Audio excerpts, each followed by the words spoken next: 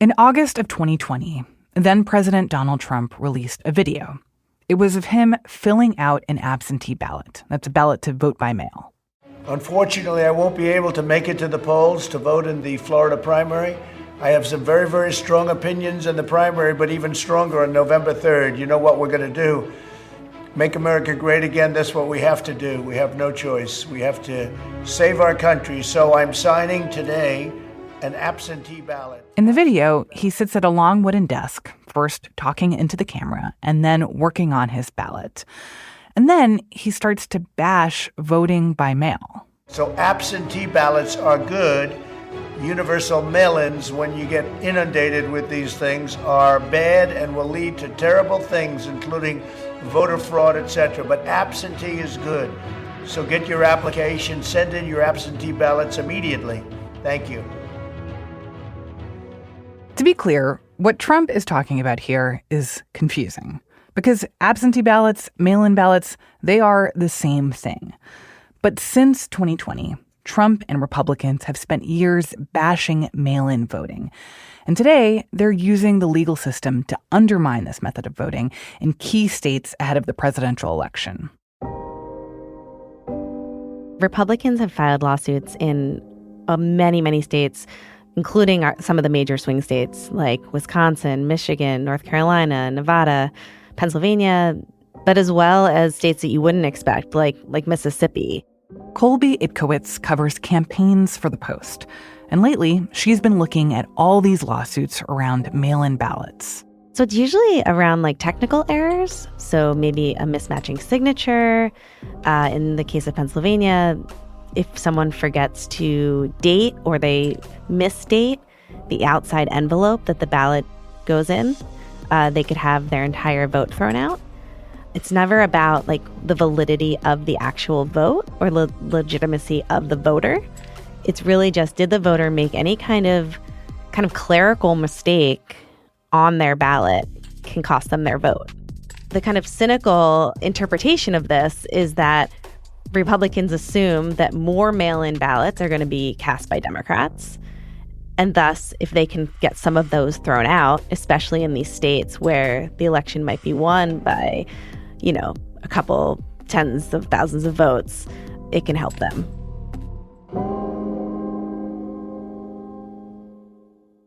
All of this is happening as Republicans are also trying to get out a different message. Absentee voting, early voting, and election day voting are all good options. Republicans must make a plan, register, and vote.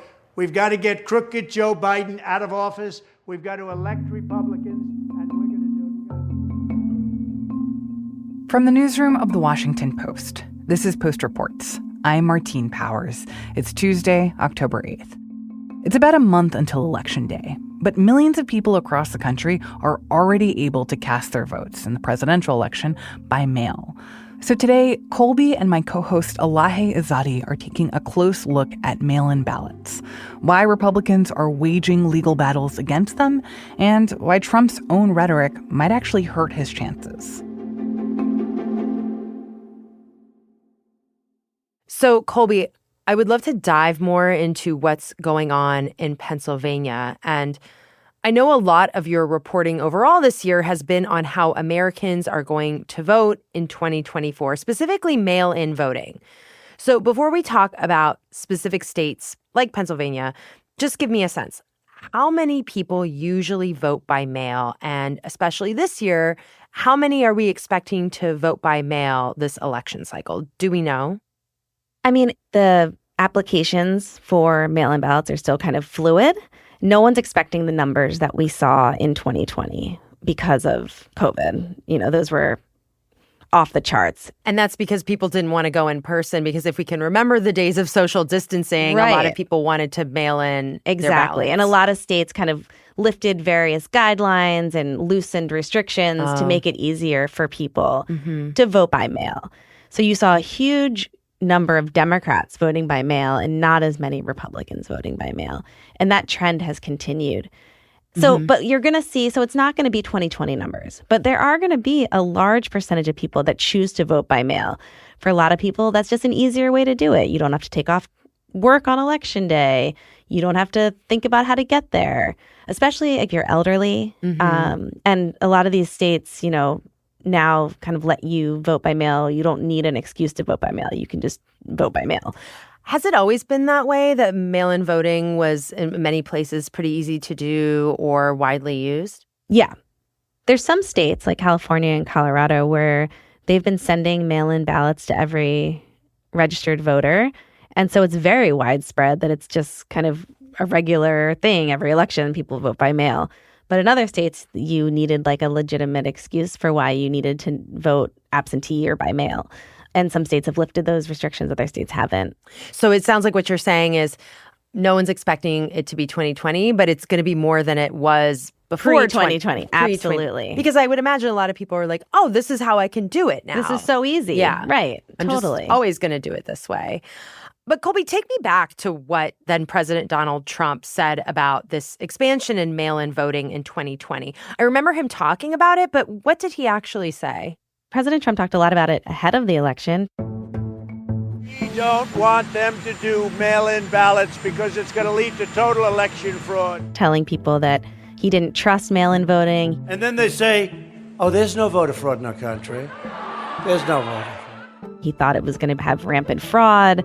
The Democrats are also trying to rig the election by sending out tens of millions of mail-in ballots using the China virus as the excuse for allowing people not to go to the polls. That the election was going to be, skewed because of the mail-in votes. They were going to get thrown away or they were going to add votes. There's fraud. They found them in creeks. They found some with the name Trump, just happened to have the name Trump just the other day in a waste paper basket.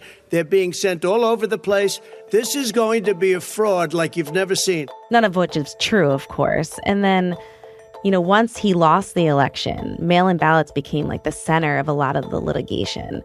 Because there were so many, it was taking some of these election officials longer to count. Yeah, you're talking about Philadelphia right there, and it's slow going through the influx of mail-in ballots. They've gone through around 76,000 mail-in ballots, and they have a lot more to go. In total, they have around 350,000 to get to. And so in Pennsylvania, for example, on election night, Trump was ahead. 370,000 vote lead, 373,000 vote lead. They called it the Red Mirage. But more than 1 million, again, more than 1 million have not been counted. So this is real, but it's just now. Again, if it's a baseball game, we're in the second or the third inning at best. But as the days went by, as mail-in ballots were being counted, that lead shrunk. It shrunk until that Saturday, Biden came up ahead and ended up winning the election and the presidency. CNN projects Joseph R. Biden Jr. is elected the 46th president of the United States, winning the White House and denying President Trump a second term. We're able to make this projection because CNN projects Biden wins Pennsylvania. And what Trump and his allies said is that, they found votes, they found enough votes to make Biden the victor.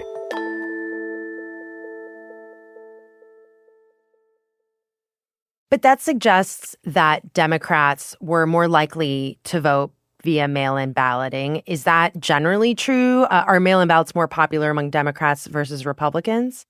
It is now. That wasn't true before. Republicans were always fine with mail-in ballots until 2020, and President Trump started casting all of this doubt about the ways in which there could be fraud affiliated with mail-in ballots and really encouraged his voters to vote on Election Day.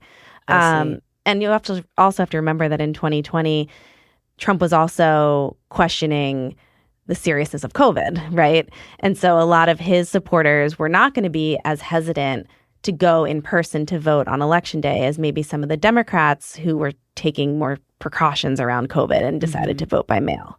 And so now, is mail-in voting a more popular option among Democrats and Republicans? So it's been really interesting because Republicans realized, especially in 2022, there was a huge deficit between the Democrats voting by mail and the Republicans voting by mail. And they realized that they're kind of lagging behind here, and it's impacting their efforts to get out the vote. That more Democrats were voting by mail. Yes, a lot more Democrats were voting by mail in 2022 in the midterms. And so there has been an effort by Republicans to get their voters to vote early and to vote by mail. and they've created programs around it. You hear like Republicans down ballot talking about it, but then you still have the man at the top of the ticket continuing to question whether or not mail-in ballots are legitimate. What does your reporting tell us about that claim? You've said that Trump's claims are inaccurate. Are there safeguards in place that make mail-in voting secure? There's usually safeguards on the front end. When you apply for your mail-in ballot, there's some form of identification that's required to prove that you're a voter, that you're a citizen, all of these things, before you get your mail-in ballot in many states. Every ballot is individually matched to a voter. Plus there's signature matching, the signature that's on the rolls versus the signature that you put on your ballot. There are safeguards in place to ensure that people aren't fraudulently voting by mail. And the reality is that that argument I completely understand. And it does seem like a little maybe less safe to have all these people voting by mail. But there have been audits of mail-in ballots. There was a lot of them in 2020. And there is not widespread cheating going on in mail-in ballot voting. And any discrepancies that they did find were so small that they would not have affected the outcome of the race whatsoever. And so all of this fear that people, it's just not true that people are casting multiple ballots. It's not true that people are throwing away ballots. So catch me up to the present day and some of the legal challenges to mail-in voting. What's going on with it right now in Pennsylvania, which is obviously a key battleground state. What are Republicans doing there? Yeah, so there's been several lawsuits. One of those lawsuits is around this question of if someone misdates or undates their ballot, outside envelope of their ballot, should that vote count? What Republicans say is that the law says that you shall sign and date the outside envelope of your ballot. And because the letter of the law says shall, if you forget to date it or you use the wrong date, they argue that your vote should not count. Democrats and voting rights advocates say you can't throw out someone's vote for a simple human error, that is unconstitutional. They're making an argument in court that violates people's right to vote. So let's say I'm voting by mail in Pennsylvania. I fill out my ballot. I then put that in an envelope and I date it. And then I put that envelope in a second envelope. It's the second envelope that has to be dated. Oh, I didn't even know. Not this. My ballot will be thrown out. Yes. No, it's so you have your ballot. You fill out your ballot. Write it in. Fill out your ballot. Uh-huh. You put it inside an envelope. It's called the secrecy envelope. Okay, so nothing's on that envelope. Nothing. You seal that. Mm-hmm. Okay, that has to be sealed. Very important. Seal that. Put that inside another envelope. Okay. That envelope has to be signed and dated. Okay, so it's around making sure it's both signed and dated. Yes, but the date has become the big issue. Because people were forgetting to date it. Like I said, they were putting the wrong date. They were writing on the secrecy ballot like I would. Yeah, right, totally. And this has been litigated since 2020, and we've seen various iterations of judges form various opinions on this. Most recently was a Commonwealth court, which is kind of one step below the Pennsylvania Supreme Court, saying it is unconstitutional to throw out these ballots. You have to count those votes. Now, the Republicans appealed that to the Pennsylvania Supreme Court, and the Pennsylvania Supreme Court, what they've claimed is that the Commonwealth Court, this just gets a little procedural, but doesn't have jurisdiction. So it's tied up in the courts right now. It's tied up in the courts. But as we stand right now, sitting here, me across from you, because the PA Supreme Court said that the Commonwealth couldn't actually make that call, those ballots are going to be thrown out. And voting rights groups had hoped that maybe they could convince the Pennsylvania Supreme Court to still take up that case on the merits before the election. But over the weekend, the PA Supreme Court said that they were not going to do that. So again, as we sit here today, if you misdate or undate your envelope on your ballot, your vote will not count. So can you explain exactly who is behind this effort? Yes. Leading these efforts is the Republican National Committee. There's a whole arm of the RNC called the Election Integrity Program, and they're kind of in charge of the litigation around voting. And so they're filing these lawsuits all across the country. In Pennsylvania, But what do the Republicans say they're filing this, say about why they're doing this? The Republicans would say they're just trying to follow the letter of the law. That, if a law states, if the legislature passes a law that says, you have to sign the outside of a ballot, then you have to sign the outside of the ballot or the outside envelope of the ballot. And that's their best argument. And also they've argued, I've read, a lot of their legal briefings, they argue, well, it's not like it's that hard. Like, we're not asking someone to do something that difficult. We're asking them to remember to date an outside envelope. It's not at all different from anything that most people do on a daily basis. So Jason Sneed, he's the executive director of the Conservative Honest Elections Project.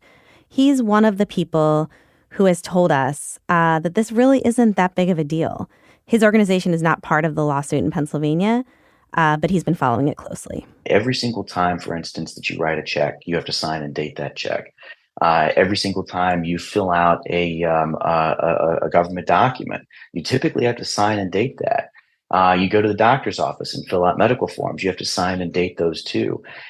Even school children are taught that they date homework assignments and take-home tests. So this is a very basic requirement. And to argue that somehow it is uniquely burdensome in the voting context, but not in so many other contexts in society, I think falls flat. I think what voting rights advocates on the other side would say is that misdating a form at a doctor's office or your homework assignment wouldn't prevent people from doing something as fundamental as voting. It also is unlikely that your teacher wouldn't accept your homework just because you forgot to date it. But people like Jason say that making sure that everyone is following the exact letter of the law is what, helps Americans feel like their elections are safe and secure. So we need to be doing everything we can right now to give confidence to the process. And I think the most basic step is to follow our election laws, particularly when those election laws are written very, very clearly. And courts shouldn't be intervening in that process to rewrite those rules. I think what's notable there is that in these cases, conservatives, Republicans, they're not talking about voter fraud or election integrity in their filings. They're not suggesting that a misdate or a lack of a date somehow is an election integrity issue. What they're just talking about following the letter of the law as it's written. Oh, so they're not saying these are like illegal ballots? No. They're just saying if the law says you have to do X, which is in this case, sign the outside envelope, well, then that's what the law says. And their case is just the courts can't decide something just because they don't like it. If the legislature wants to change it, they can change it. But they haven't. And that's why Democrats and voting rights groups are so angry about this issue in particular, because no one, again, is arguing that these votes are invalid or that these voters are not legitimate voters. These are legitimate voters' votes. So I hear that, but also, is it unreasonable to say, look, there are rules and paperwork should be filled out correctly to vote? And I'm sorry, but that's just what it is. Like, if you want to get a passport, you have to do certain things. And if you don't do them, you're not going to get it. Or, and that, like, who gets to decide what aspect of a rule is meaningless or isn't? Well, that's certainly the Republican argument, right? That, it's a slippery slope. So if you say that you don't have to worry about the date, then what else don't you have to worry about? And at what point do rules not matter at all when it comes to voting once you've decided that this particular rule shouldn't matter?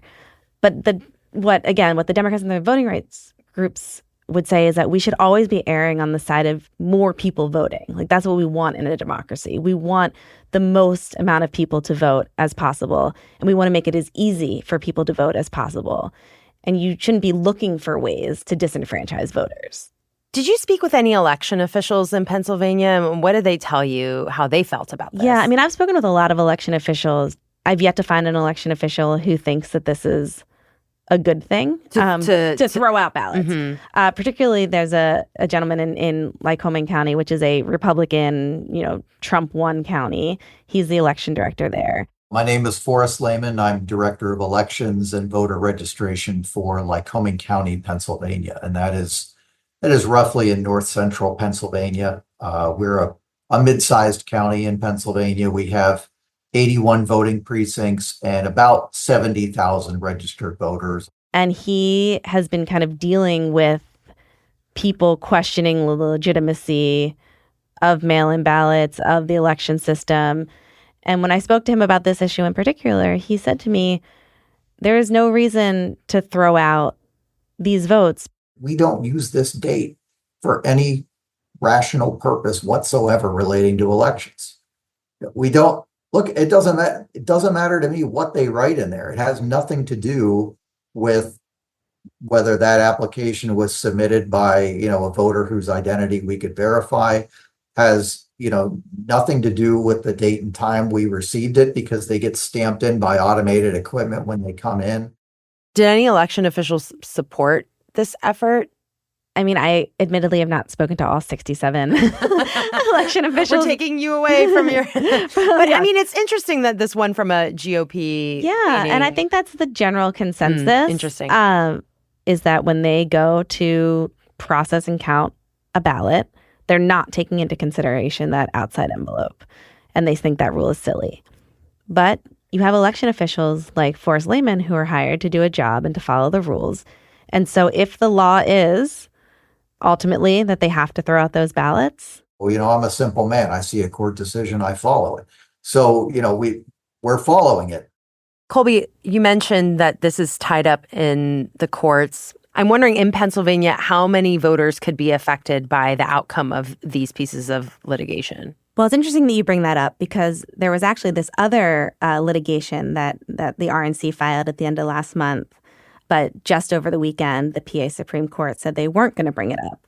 And what that would have done is, if you make a mistake on your ballot, right now, some counties, not all counties, some counties allow you to fix it. So some of the especially the larger counties, like Philadelphia County, will notify the voter and say, you forgot to date your ballot, made some other kind of mistake. You can either come in and fix it, what they call curing. You can cure your ballot. I remember this. Yeah. Like curing bacon, exactly. but a ballot. Cure your ballot. You can cure your ballot, or you could cast a provisional ballot on election day. So what happens then is you cast a provisional. People see that you voted twice. They only count one. Right. Let's be clear. Okay. Only one vote is counted. Okay. They would count the provisional because that would be the one that didn't have the mistake. Mm-hmm. What the RNC is arguing is that across Pennsylvania, no one should be allowed to fix their ballot or cast a provisional ballot if they make a mistake. If that case had been successful, what I've heard is that could have potentially impacted tens of thousands of ballots. Wow. And remind me what happened in 2020 in Pennsylvania? What was the... Well, 2020, I think Biden won by about 80,000. But 2016, Hillary Clinton lost by about 40,000. And so if we're talking about tens of thousands of people who can't fix or cast another ballot on election day because they forgot to date their ballot or for some other technical reason, that could be the ballgame.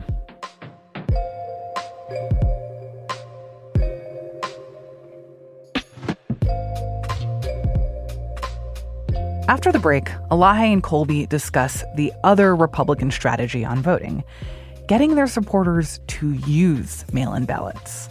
We'll be right back.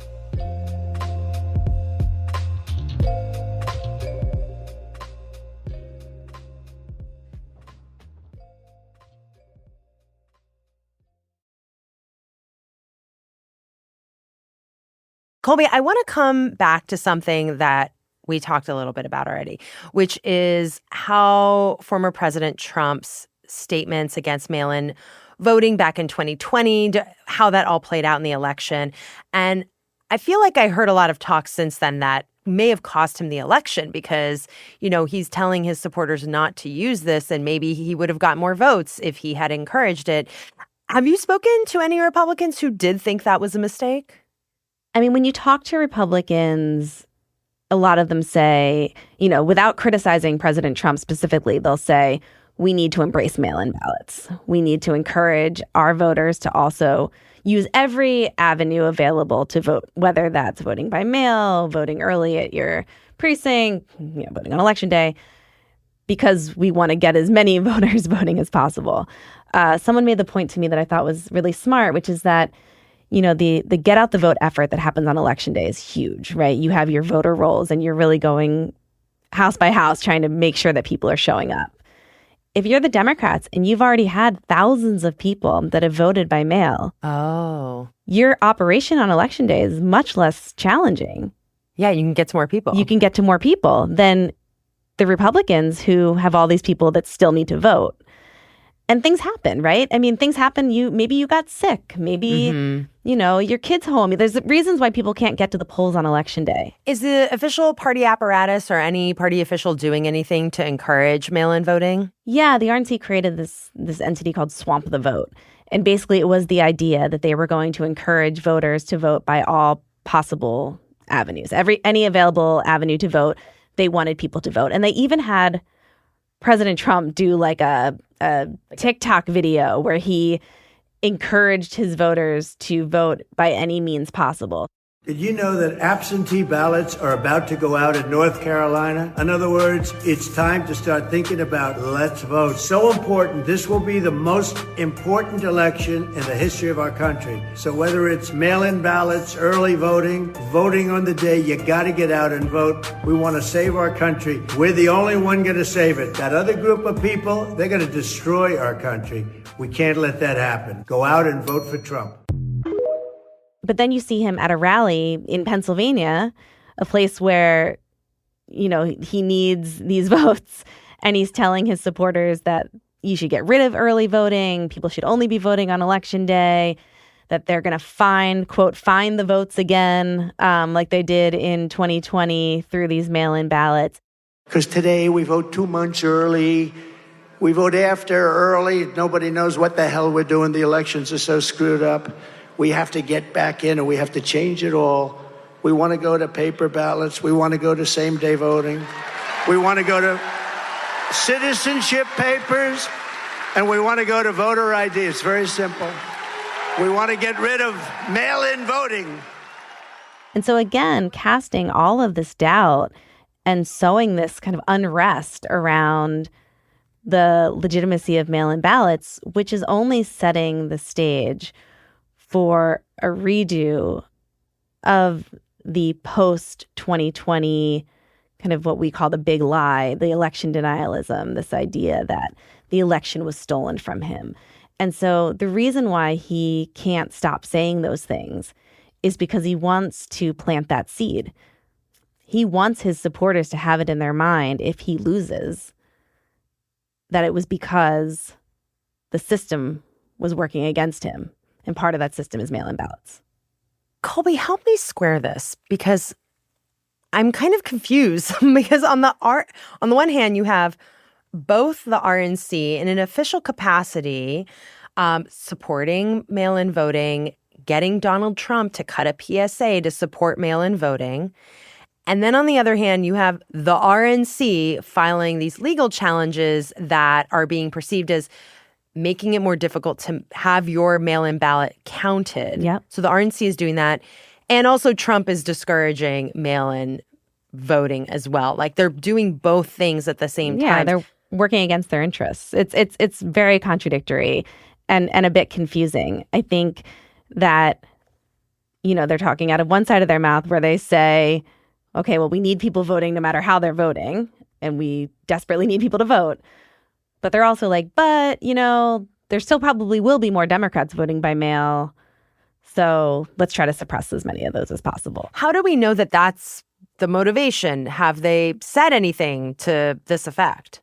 The argument you hear most often from Republicans legally is this idea about following the letter of law, or this is the way it's always been, or, making a legal case. But there was a case in Minnesota where Republicans in a brief said that it was reasonable for the party to fear that without certain restrictions on mail-in ballots, they would be at a political disadvantage because Democrats are more likely to vote by mail. Oh, that was admitted. They said it in a brief. So, and that should also be, a consideration that almost suggesting that there was like an unfair advantage. The Democrats had an unfair advantage. But of course, everyone has the same opportunity to vote by mail. It's just the Republicans have just used all these scare tactics to keep their supporters from voting by mail. So big picture, as you look ahead, what's next for you? What are you going to be watching? What do you think we need to be paying attention to? Yeah, I mean, I'm just still super interested in how the Republicans continue to contort themselves on this issue. You know, they continue to have all this ongoing litigation trying to throw out mail-in ballots. And yet I was at a Trump rally in Michigan, and when you walk in, the first thing you see is a massive sign telling you kind of how to vote by mail. And then Trump, where he was speaking, there was a massive sign over his head that said vote early. And I'll close with this, which is I was outside talking to voters, and I met a man, Eugene Numerick, a 59-year-old bus driver in Michigan. The middle of the night, all these Biden votes all of a sudden come magically appear out of nowhere. And he was telling me about how the election had been stolen in 2020 and how, you know, he didn't trust it and that, you know, you really needed to get rid of early voting. Early voting, I'm not a big fan. That he really believed that you should vote one day on election day. He did not believe in early voting. But then he also told me that he's probably going to vote early because he might be away on election day. I'm going to take advantage of it because I might be out of state when on election day or close to it. I don't want to take, and that's up in the air. I'm supposed to go see my son, but I don't even know.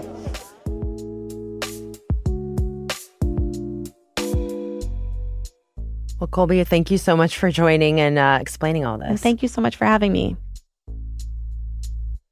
Colby Itkowitz covers campaigns for The Post. She spoke with my co-host, Elahe Izadi.